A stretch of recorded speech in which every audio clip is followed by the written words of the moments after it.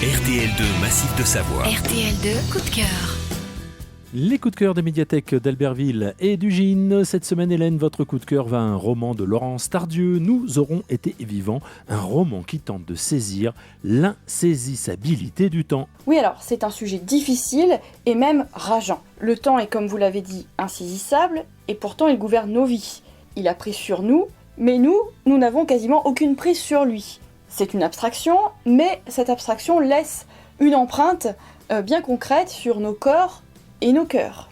Ce roman n'est toutefois pas une dissertation de philosophie. Non, rassurez-vous, Laurence Tardieu déploie ce questionnement dans une histoire qui est celle d'Anna, une peintre qui a vu sa fille de 19 ans, Laurette, disparaître, cesser du jour au lendemain de donner de ses nouvelles. Anna souffre énormément de cette disparition qu'elle ne comprend pas, elle n'arrive plus à peindre, elle se sépare de son conjoint et seule son amie Lydie arrive à la maintenir du côté de la vie. Et l'élément déclencheur de ce roman, c'est la réapparition 7 ans après de Laurette. Disons que Anna croit voir Laurette, mais on ne sait pas si c'est véritablement Laurette ou une vision de Laurette. Mais ce qui importe, c'est ce que déclenche la possibilité de la réapparition de Laurette dans la vie d'Anna. Comment la romancière s'y prend-elle pour saisir le temps ? Eh bien, elle a opté dans ce roman pour une construction particulière que je ne vous dévoilerai pas. Alors ce qu'on peut peut-être dire, Hélène, c'est que s'intéresser au temps, cela veut dire aussi s'intéresser à la psychogénéalogie, à la mémoire familiale.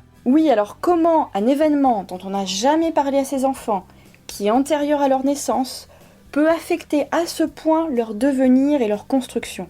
C'est un sujet fascinant, encore mystérieux, auquel psychologues et romanciers s'intéressent de plus en plus, et qu'aborde ici Laurence Tardieu. C'est un roman centré sur la conscience des personnages, les relations humaines, qui aborde de nombreux thèmes comme la maternité, l'amitié, le couple, la coexistence compliquée de l'art et de la vie. J'en profite pour préciser que ce n'est pas un roman de femmes.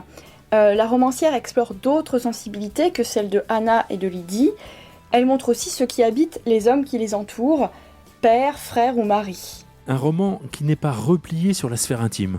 Non, alors les dates marquantes de la vie d'Anna sur le plan personnel coïncident avec des événements qui affectent l'Europe. La chute du mur de Berlin, la guerre en ex-Yougoslavie, ou plus récemment l'arrivée des migrants.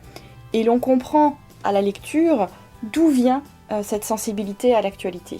Nous aurons été vivants, un hymne à la vie signé Laurence Tardieu, un coup de cœur à retrouver dans les médiathèques d'Albertville et d'Ugine.